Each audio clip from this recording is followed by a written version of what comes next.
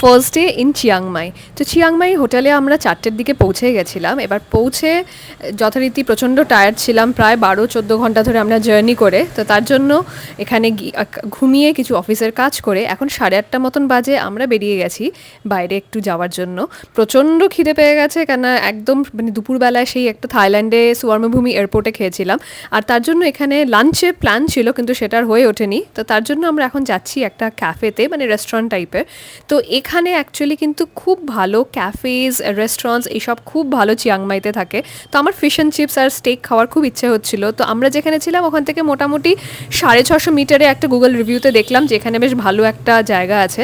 মানে ওয়েসে এখানে প্রত্যেকটা কিন্তু সেকেন্ড থার্ড বিল্ডিংয়ে একটা করে 7-Eleven আর একটা করে এখানে ক্যাফেস তো থাকেই।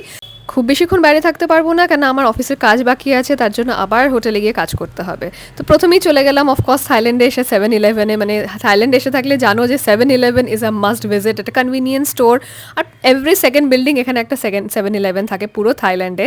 তো আমি যে এখানে ছিলাম, এখানে অনেক কটা রামেন দেখতে পেয়েছিলাম। আমি একদম মানে রামেন পাগলু যেটা বলে, নতুন নতুন টাইপের রামেন আমার খুব পছন্দ। তো এখানে কিনিনি বেসে, এখানে জাস্ট এমনি দেখছিলাম কী কী আছে, আর চলে গেলাম আমাদের মেন ডেস্টিনেশনে। এখানে আরেকটা জিনিস হচ্ছে যে আমরা যেখানে ছিলাম তার পাশে যদি একটু ভালো কোনো হোটেলে থাকার থাকে, যেরকম ধরো ম্যারিয়েটে, তো এখানে এরকম ম্যারিয়েটও আছে। যে আমরা যেই লেনে ছিলাম একদম ওই লেনের মধ্যে এখানে ভালো ভালো হোটেলসও আছে। তো মানে আমরা যে এরিয়াটা না খুব ভালো, মানে আমি তো সাজেস্ট করবো এখানে থাকার জন্য।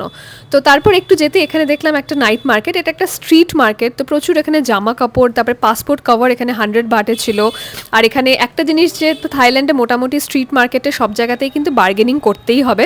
আর এখানে অনেক সুভিনিয়ার, তারপরে ম্যাগনেস, জামা কাপড় ছেলেদের মেয়েদের দুজনেরই এখানে পাওয়া যাচ্ছিল। আর তারপরে এখানে কিছু জুয়েলারি, এখানে অনেক কিছু টাইপেরই ছিল। কিন্তু একটা জিনিস আমি বলবো যে এখানে আসলে না, এখানে নাইট মার্কেটটা মোটামুটি একটু তাড়াতাড়ি আসার জন্য 5:30-6টা থেকে এখানে শুরু হয়ে যায় নাইট মার্কেটগুলো। তো আমাদের এখানে অনেকটা লেট হয়ে গেছিলো, এবার 8:30-9টা বাজে তখন। তার জন্য না একটু বন্ধ হয়ে যাচ্ছিলো আস্তে আস্তে দোকানগুলো। তো তার জন্য কেনাকাটার থাকলে একটু তাড়াতাড়ি চলে আসতে হবে এখানে। আর এবার আমরা ফাইনালি আমরা যার জন্য এসেছিলাম সেখানে যাচ্ছি। তো এখানে যেই লেনটা দেখতে পাচ্ছ, এখানে একটা হার্ড রক ক্যাফে আছে। প্রচুর এখানে ক্যাফেজ, রেস্টুরেন্ট সব কিছু এখানে আছে। তো এবার যেমন বললাম যে গুগল রিভিউজ দেখে আমি একটা ভালো একটা রেস্টুরেন্ট দেখেছিলাম, তো ভাবলাম যে ওখানে যাই এবার।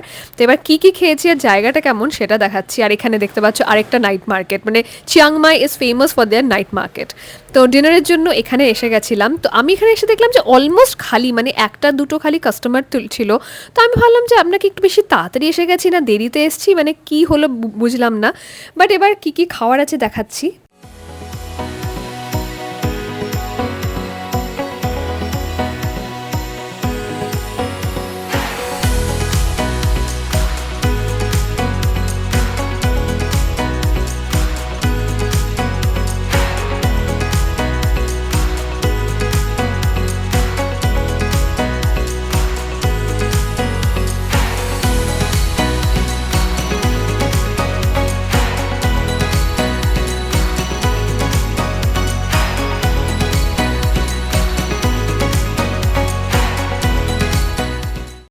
ডিনার করে বেরিয়ে হাঁটতেই দেখলাম সামনে আরেকটা নাইট মার্কেট, পাপলোন নাইট মার্কেট। আর যেরকম বললাম যে আমরা যেই লোকেশনে ছিলাম আমাদের আশেপাশে কিন্তু মানে ওয়াকিং ডিস্টেন্সে প্রচুর নাইট মার্কেট আছে। আর এখানকার যে মেন নাইট মার্কেট ওটা কিন্তু উইকেন্ডে হয়, স্যাটারডেতে। কিন্তু আমাদের ব্যাংককের ফ্লাইট স্যাটারডেতে ছিল, তার জন্য আমরা মেন নাইট মার্কেটটা দেখতে পাইনি। আর এটা হচ্ছে মানে ওটা সবচেয়ে চিপেস্ট হয়। বাট এখানে যেখানে আমি আছি এখানেও কিন্তু বেশ ভালো, যে মানে প্রচুর এখানে ভালো ভালো সুভিনিয়ার্স পাওয়া যায়, ব্যাগস আছে, হ্যান্ডমেড চিজ অনেক এখানে ছিল। যে এখানে এখানে ছোটো ছোটো এরকম ব্যাগস যেরকম বললাম ওগুলো তো ছিলই, জুয়েলারি ছিল। তো ডেফিনেটলি আমি বলবো যে এখান থেকে কিছু কেনাকাটা করতে পারো। আর না এখানে একটা আমি কয়েকটা কাস্টম স্যুটের দোকান দেখলাম, মানে ছেলেদের যেরকম হচ্ছে কোট প্যান্ট যেটা বলে সেটাও এখানে ছিল। দামটা আমি বলবো না যে খুব একটা কম, বেশ ভালোই দাম বলছিল, কিন্তু অ্যাগেন এখানে বার্গেনিং অনেক করতে হয়। আর তার সাথে এখানে জুয়েলারি, এখানে প্রচুর হচ্ছে এরকম ছোটো ছোটো হ্যান্ডমেড সোপ টাইপের, যেটা ব্যাংককেও অ্যাকচুয়ালি পাওয়া যায় ওরকম। তারপরে এখানে জামা কাপড় তো এখানে প্রচুর আছেই। জামা কাপড়গুলো কিন্তু যেরকম হচ্ছে প্ল্যাটিনাম মলের যেরকম পাওয়া যায়, প্ল্যাটিনাম মল বলবো না, বাট এরকম কাছাকাছি টাইপের এখানে পাওয়া যায়, বাট দাম অনেক কম এখানে।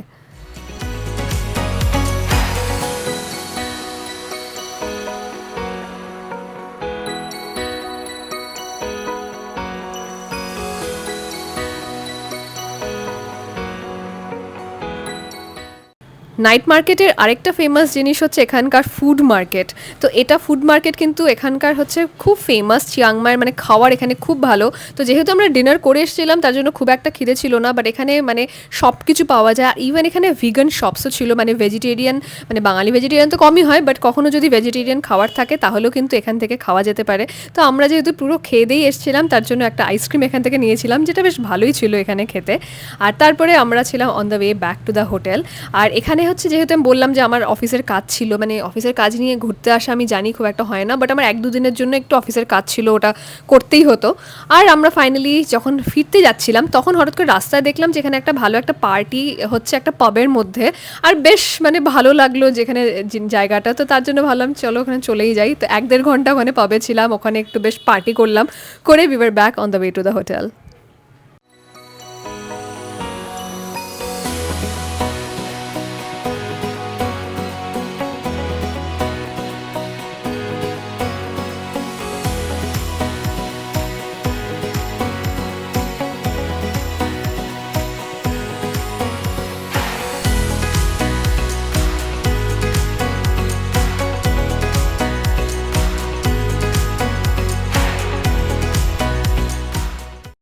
ফাইনালি এখন রাত 12:15 আর আমরা যাচ্ছি হোটেলে।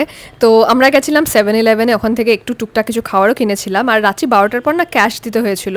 আর এমনিতে কালকে আমাদের ব্রেকফাস্ট আছেই 7টা থেকে 10টা, তো ওটা আমাদের ইনক্লুডেড ছিল, তো সেটা দেখাবো। এবার ভেবেছিলাম যে হয়তো গিয়ে বাস ঘুমাবো, কিন্তু সেটা আর হয়নি, কেন গিয়ে আমাকে আবার অফিসের কাজও করতে হয়েছিল প্রায় 1-1.5 ঘন্টা।